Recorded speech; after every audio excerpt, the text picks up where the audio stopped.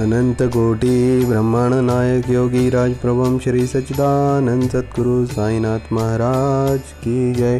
प्रिय भक्तों, श्री साईं सच्चरित्र के अध्याय 48 को आज हम पढ़ेंगे, जिसमें सतगुरु के लक्षण, श्री शेवड़े और श्री सप्तेणकर और श्रीमती सप्तेणकर व संतति दान आदि के बारे में बताया गया है। गत अध्याय प्रारंभ करने से पूर्व किसी ने हेमाड पंत से प्रश्न किया कि श्री साईं बाबा गुरु थे या सदगुरु। इसके उत्तर में हेमाड पंत सदगुरु के लक्षणों का निम्न प्रकार से वर्णन करते हैं। सदगुरु के लक्षण: जो वेद और वेदांत तथा 6 शास्त्रों की शिक्षा प्रदान करके ब्रह्म विषयक तथा मधुर व्याख्यान देने में पारंगत हो और जो अपने श्वासोश्वास क्रियाओं पर नियंत्रण कर सहज की मुद्राएं लगाकर अपने शिष्यों को मंत्रोपदेश दे, निश्चित अवधि में यथोचित संख्या का जाप करने का आदेश दे और केवल अपने वाक चातुर्य से ही उन्हें जीवन के अंतिम ध्येय का दर्शन कराता हो और जिससे स्वयं आत्म साक्षात्कार न हुआ हो, वे सद्गुरु नहीं। जो अपने आचरणों से अलौकिक तथा पारलौकिक सुखों से विरक्ति की भावना का निर्माण कर हमें आत्मानुभूति का रसास्वादन करा दे और जो अपने शिष्यों को क्रियात्मक तथा प्रत्यक्ष ज्ञान करा दे, उसे ही सद्गुरु कहते हैं। जो स्वयं ही आत्म साक्षात्कार से वंचित है, वे भला अपने अनुयायियों को किस प्रकार अनुभूति करा सकते हैं। सद्गुरु स्वप्न में भी अपने शिष्यों से कोई लाभ या सेवा शुश्रूषा की लालसा नहीं करते थे। वह स्वयं उनकी सेवा करने को ही उदित रहते थे। उन्हें ये कभी भी भान नहीं होता है कि मैं कोई महान हूँ और मेरे शिष्य मुझसे तुच्छ हैं, अपितु उसे अपने ही सदृश या ब्रह्म स्वरूप समझा करते थे। सद्गुरु की मुख्य विशेषता यही है कि उनके हृदय में सदैव परम शांति विद्यमान रहती है। वे कभी अस्थिर तथा अशांत नहीं होते और न ही उन्हें अपने ज्ञान का ही लेश मात्र गर्व होता है। उनके लिए राजा रंग, स्वर्ग, अपवर्ग सब एक ही समान है। हेमाड पंत कहते हैं कि मुझे गत जन्मों के शुभ संस्कारों के परिणाम स्वरूप ही श्री साईं बाबा सदृश सद्गुरु के चरणों की प्राप्ति तथा उनके कृपा पात्र बनने का सौभाग्य प्राप्त हुआ। वे अपने युवावस्था में चिलम के अतिरिक्त कोई भी संग्रह नहीं किया करते थे। न उनके बाल बच्चे तथा मित्र थे, न घर बार था, न ही उन्हें किसी प्रकार का आश्रय प्राप्त था। इतने वर्षों की अवस्था से ही उनका मनोनिग्रह बड़ा विलक्षण था। वे निर्भय होकर निर्जन स्थानों में विचरण करते तथा सदा आत्मलीन रहते थे। उनका कथन था कि मैं सदा भक्त के पराधीन रहता हूँ। जब वे शरीर में थे उस समय भक्तों ने जो अनुभव किए, उनके समाधिस्थ होने के पश्चात आज भी जो उनके शरणागत हो चुके हैं, उन्हें उसी प्रकार के अनुभव होते हैं। भक्तों को तो केवल इतना ही यथेष्ट है कि यदि वे अपने हृदय को भक्ति तथा विश्वास का दीपक बनाकर उसमें प्रेम की ज्योति प्रज्वलित करें, तो ज्ञान ज्योति स्वयं प्रकाशित हो उठेगी। प्रेम के अभाव में शुष्क ज्ञान व्यर्थ है और ऐसा ज्ञान किसी को भी लाभप्रद नहीं हो सकता। प्रेम के अभाव में संतोष नहीं होता, इसीलिए हमारा प्रेम असीम तथा अटूट होना चाहिए। प्रेम की कीर्ति का गुणगान कौन कर सकता है, जिसकी तुलना में समस्त वस्तुएं तुच्छ जान पड़ती हैं। प्रेम रहित पठन पाठन भी सब निष्फल है।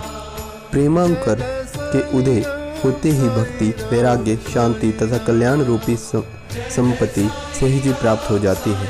जब तक किसी वस्तु के लिए प्रेम उत्पन्न नहीं होता, तब तक उसे प्राप्त करने की भावना भी उत्पन्न नहीं होती। इसलिए जहाँ व्याकुलता और प्रेम है, वहाँ भगवान स्वयं प्रकट हो जाते हैं और भाव में ही प्रेम अंतर्निहित है और वही मोक्ष का कारणीभूत है। यदि कोई व्यक्ति कलुषित भाव से किसी सच्चे संत के चरण पकड़ ले, तो यह निश्चित है कि वह अवश्य तर जाएगा और ऐसा ही कथा नीचे दर्शाई गई है। श्री शेवड़े अक्कलकोट के श्री सप्तेणकर वकालत का अध्ययन कर रहे थे।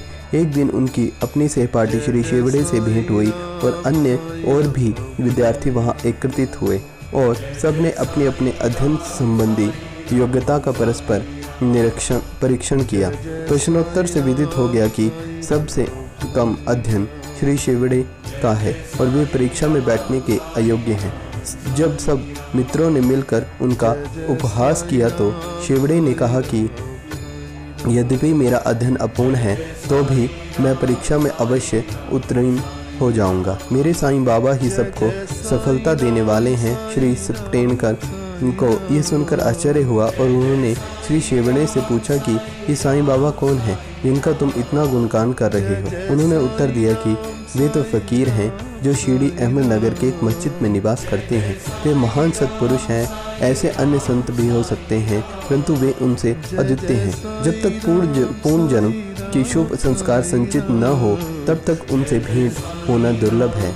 मेरा तो उन पर पूर्ण श्रद्धा है। उनके श्रीमुख से निकले वचन कभी भी असत्य नहीं होते। उन्होंने ही मुझे विश्वास दिलाया है कि मैं अगले वर्ष परीक्षा में अवश्य उत्तीर्ण हो जाऊंगा।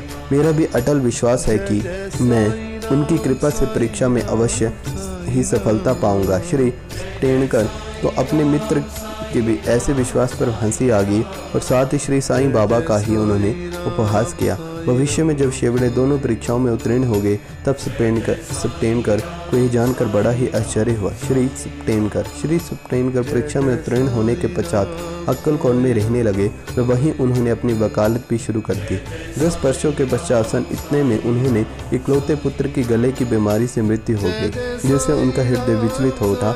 मानसिक शांति प्राप्त करने हेतु उन्होंने पंढरपुर, गाणगापुर और अन्य तीर्थ स्थानों की यात्रा भी की, परंतु उनकी अशांति पूर्ववत ही बनी रही। उन्होंने वेदांत का भी श्रवण किया परंतु यह भी व्यर्थ सिद्ध हुआ। अचानक उन्हें शेवड़े के वचन तथा श्री साईं बाबा के प्रति उनके विश्वास की स्मृति हो आई। उन्होंने विचार किया कि मुझे भी शिरडी जाकर बाबा के दर्शन करने चाहिए। वे अपने छोटे भाई पंडित राव के साथ शिरडी गए। बाबा के दर्शन कर उन्हें बहुत ही प्रसन्नता हुई।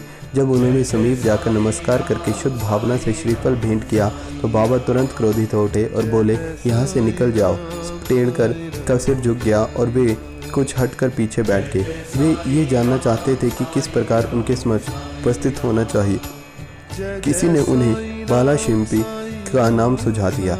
टेढ़कर उनके समीप गए और उनसे सहायता करने की प्रार्थना की। तब वे दोनों बाबा का एक चित्र मोल लेकर मस्जिद को आए। बाबा बाला शिंपी ने अपने हाथ में चित्र लेकर बाबा के हाथ में दे दिया और पूछा कि ये किसका चित्र है। बाबा ने सप्टेनकर की ओर संकेत कर कहा कि ये तो मेरे यार का है। ये कहकर वे हंसने लगे और साथ ही साथ सब भक्त मंडली भी हंसने लगी। बाला शिंपी के संकेत पर जब सप्टेनकर ने उन्हें प्रणाम करने लगे तो वे पुनः चिल्ला पड़े कि बाहर निकलो। सप्टेनकर की समझ में नहीं आता था कि वे क्या करें। तब वे दोनों हाथ जोड़कर प्रार्थना करते हुए बाबा के सामने बैठ गए, परंतु बाबा ने तुरंत ही बाहर निकलने की आज्ञा दे दी। वे दोनों बहुत ही निराश हुए और उनकी आज्ञा कौन टाल सकता था। आखिर सप्टेनकर खिन्न हृदय से वापस चले गए और उन्होंने मन ही मन प्रार्थना की कि हे साईं, मैं आपसे दया की भिक्षा मांगता हूँ। कम से कम इतना ही आश्वासन दे दीजिए कि मुझे भविष्य में कभी न कभी आपके श्री दर्शनों की अनुमति मिलेगी। श्रीमती सप्टेनकर। 1 वर्ष बीत गया और फिर भी उनके मन में शांति न आई। वे गाणगापुर गए और जहाँ उनके मन में अशांति और अधिक बढ़ गई, अतः वे माड़ेगांव विश्राम करने के लिए पहुँचे और वहाँ से काशी जाने का निश्चय किया। प्रस्थान करने के 2 दिन पूर्व उनकी पत्नी को स्वप्न हुआ कि वे स्वप्न में एक गागर ले लक्कड़ शाह के कुएं में जल भरने जा रही हैं।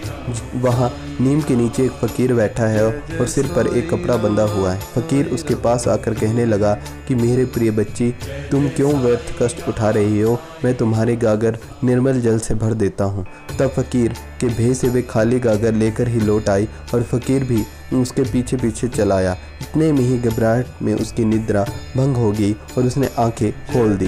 ये स्वप्न उसने अपने पति को सुनाया और उन्होंने इसे एक शुभ शकुन जाना और वे दोनों शिरडी को रवाना हो गए। जब वे मस्जिद पहुंचे तो बाबा वहां उपस्थित न थे। वे लेंडी बाग गए हुए थे। उनके लौटने की प्रतीक्षा में वे वहीं बैठे रहे। जब बाबा लौटे तो उन्हें देखकर उनकी पत्नी को बड़ा ही आश्चर्य हुआ, क्योंकि स्वप्न में जिस फकीर के उसके दर्शन किए थे उनकी आकृति बाबा से बिल्कुल मिलती जुलती थी। उसने अति आदर सहित बाबा को प्रणाम किया और वहीं बैठे बैठे उन्हें निहारने लगी। उसका विनम्र स्वभाव देखकर बाबा अत्यंत प्रसन्न हो गए। अपनी पद्धति के अनुसार वे एक तीसरे व्यक्ति को अपने अनोखे ढंग से एक कहानी सुनाने लगे। मेरे हाथ, उदर, शरीर, कमर में बहुत दिनों से दर्द हुआ करता था। मैंने अनेक उपचार किए परंतु मुझे लाभ नहीं पहुंचा। मैं औषधियों से उब गया था क्योंकि मुझे उनसे कोई लाभ न हो रहा था, परंतु अब मुझे बड़ा ही अचंभा हो रहा है कि मेरी समस्त पीड़ाएं एकदम ही जाती रही हैं। यद्यपि किसी का नाम नहीं लिया गया था, परंतु यह चर्चा स्वयं श्रीमती सप्टेनकर की थी। उनकी पीड़ा, जैसे बाबा ने अभी कहा, स्वतः मिट गई और वे अत्यंत ही प्रसन्न हो गए। संतति दान। तब श्री सप्टेनकर दर्शन के लिए आगे बढ़े, परंतु उनका पूर्वोत्तर वचनों से ही स्वागत हुआ था, बाहर निकल जाओ। इस बार वे बहुत ही धैर्य तथा नम्रता धारण किए हुए थे। उन्होंने कहा कि पिछले कर्मों के कारण बाबा मुझसे अप्रसन्न है और उन्होंने अपना चरित्र सुधारने का, बाबा से एकांत में भेंट करने का, पिछले कर्म की क्षमा मांगने का भी निश्चय किया।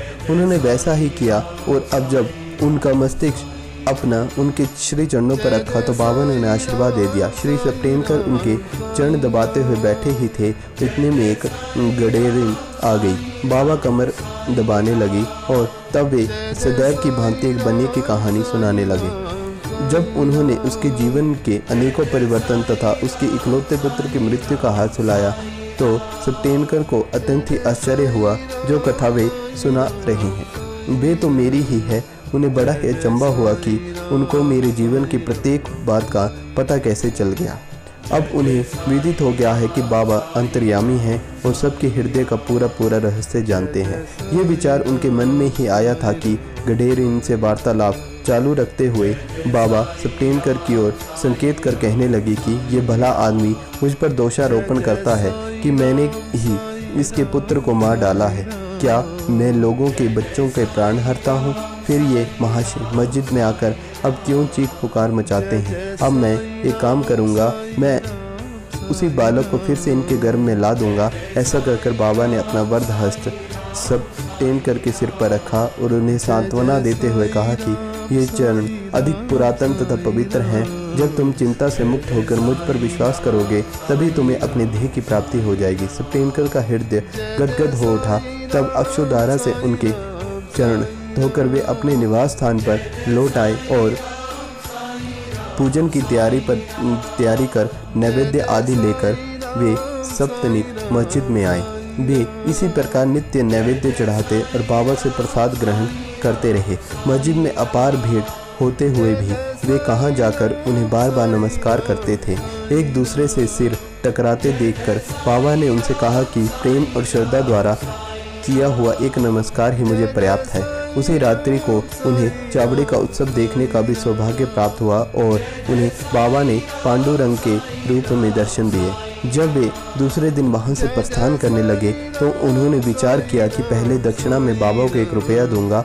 यदि उन्होंने मांगे तो अस्वीकार करने के बजाय 1 रुपया और भेंट में चढ़ा दूंगा। फिर भी यात्रा के लिए शेष द्रव्य राशि पर्याप्त होगी। जब उन्होंने मस्जिद में जाकर बाबा को 1 रुपया दक्षिणा दी तो बाबा ने उनकी इच्छा जानकर 1 रुपया उनसे और मांगा। जब सप्टेनकर ने उसे हर्ष से दे दिया तो बाबा ने भी उन्हें आशीर्वाद देकर कहा कि श्रीफल ले आओ और इसे अपनी पत्नी की गोद में रखकर निश्चित होकर घर जाओ। उन्होंने वैसा ही किया और 1 वर्ष के पश्चात उन्हें एक पुत्र की प्राप्ति हुई। 8 मास का शिशु लेकर वे दंपति फिर शिरडी को आए। बाबा के चरणों पर बालक को रखकर फिर इस प्रकार प्रार्थना करने लगे कि हे श्री साईनाथ, आपके ऋण हम किस प्रकार चुका सकेंगे। आपके श्री चरणों में हमारा बार बार प्रणाम है। हम दीनों पर आप सदैव कृपा करते रहिएगा, क्योंकि हमारे मन में सोते जागते हर समय न जाने क्या क्या संकल्प विकल्प उठा करते हैं और आपके ही भजन में ही हमारा मन लीन हो जाए, ऐसा आशीर्वाद दीजिए। उस पुत्र का नाम मुरलीधर रखा गया। और बाद में उनके 2 पुत्र भास्कर तथा दिनकर और भी उत्पन्न हुए। इस प्रकार सप्टेमकर दंपति को अनुभव हो गया कि बाबा के वचन कभी भी असत्य और अपूर्ण नहीं होते। तो प्रिय भक्तों, श्री साईं सच्चित्र के अध्याय 48 को भी हमने बाबा की कृपा से पूर्ण कर लिया है। बोलिए श्री सच्चिदानंद सद्गुरु साईनाथ महाराज की जय।